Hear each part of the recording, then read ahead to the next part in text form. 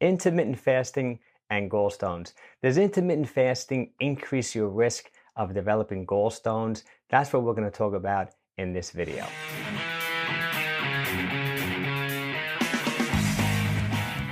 Hello everyone, my name is 𝙒𝘾𝙃𝙏 and I've been a fitness trainer and gym owner for over 30 years. And if this is your first time here and you really want to improve your fitness, health, and nutrition along with me, hit that subscribe button along with the bell indicator so you never miss one of my videos. Okay, let's get right on topic. Does intermittent fasting really increase your chances of developing gallstones within the gallbladder? Actually, Dr. Valter Longo, who wrote the book, The Longevity Diet, I really recommend the book. He's an expert on fasting.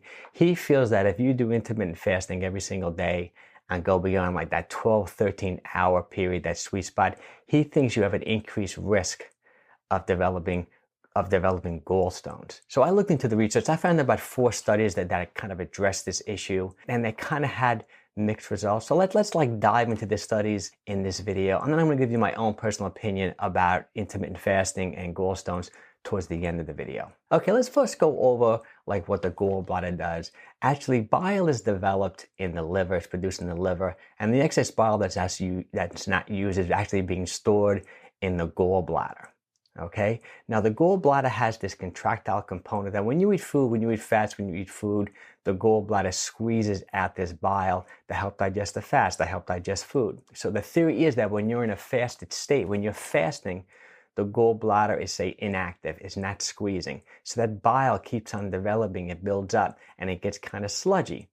And some experts, some doctors and researchers feel that that sludge can potentially lead to the formation of gallstones. So that's the theory of why probably Dr. Valter Longo feels that if you extend these fasts beyond 13 hours, that your chances of producing gallstones are actually increased. Okay, but let's go over these 4 research studies that I found. And these studies have contradictory results. Okay, the first study I found was back in 2006. It was a Ramadan study. You know, the Muslims actually, for 1 month out of the year, fast from dawn until dusk. And actually, there was a study done in 2006 that looked at that. And this particular study didn't find any correlation to an increase in like gallbladder type issues during that month. So that's one study that says that it is okay to fast, to do like extended fasting. But then I found another study back in 1991. This might be the study that Dr. Longo is talking about. It looked at young women who pretty much like skipped breakfast and did like an extended fast, say anywhere up to about 15 hours.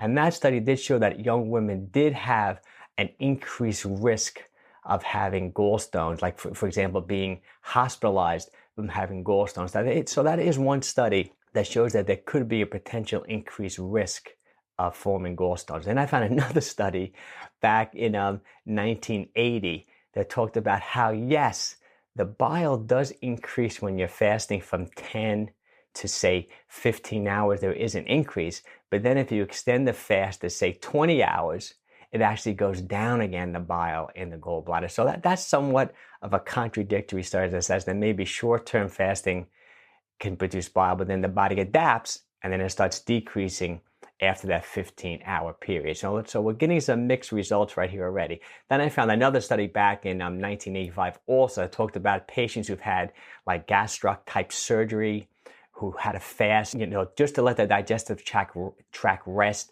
They fasted for like 7 to 10 days. And that study did show that there was somewhat of an increase in gallstone type issues from people who fasted post-op surgery. So once again, a lot of contradictory information. Okay, now let me tell you what some of the other experts think. Actually, you know, Dr. Jason Fung, he wrote the book, The Obesity Code. He's like an expert on fasting. I think he also wrote the book, The Guide to Fasting. I read that book, you know, wonderful book.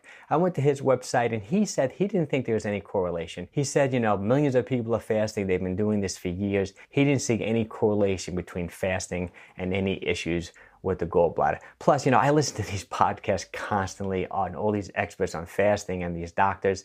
And like we said, I've heard Dr. Skipping Breakfast, who wrote the Plant Paradox book and the Longevity Paradox, say that like 6 months out of the year, he only eats 1 meal a day. You hear a lot of these experts and even doctors talking about how they only eat 1 meal a day for long periods of time throughout the year. So, you know, there's kind of mixed opinions from the experts on whether fasting can lead to gallbladder type issues. Okay, let me give you my personal opinion. You know, I've been following an intermittent fasting protocol for 9 or 10 years now. You know, I do 16-8 most of the time, where I fast 16 hours and I take all my calories with an 8-hour eating window. But I have to say, I take diet breaks consistently, and I also have feeding days consistently, meaning that I might do 16-8 like 3 weeks in a row, but then I'll eat normally for like 5-6 days. So I break the fasting type protocol. Same thing.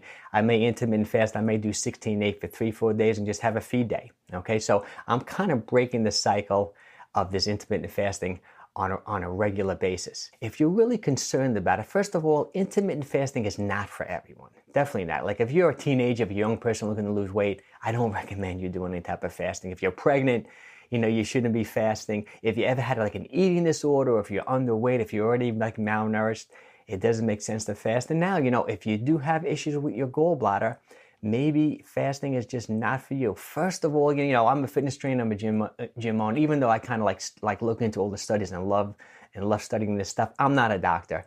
You have to speak to your physician before you start any type of fasting protocol.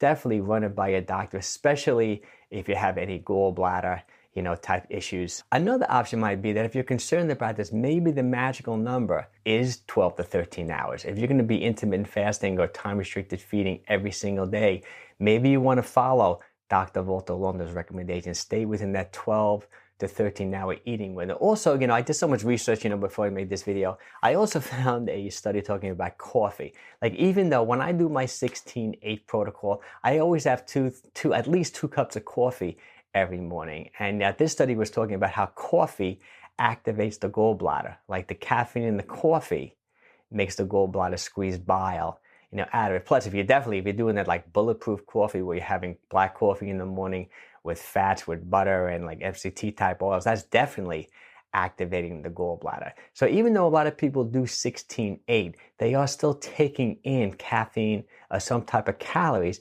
that could stimulate the gallbladder to squeeze some bile out. Okay, well, I hope you enjoyed this video. If you did like the video, make sure you give me a thumbs up. I hope it cleared up some of the issues when it comes to gallbladder and fasting. Also, leave a comment. If you've got any concerns about your gallbladder and you've been fasting, definitely leave a comment. If you ever had any like bad situations relating to fasting and gallbladder, please leave a comment. I'd love to hear about it. I'm sure everyone else watching this video would love to hear about it too. And also, remember, you know, if you really want to improve your fitness, health, nutrition along with me, you know, hit that subscribe button along with the bell indicator so you never miss one of my videos. And I hope everyone's having a wonderful day. Take care.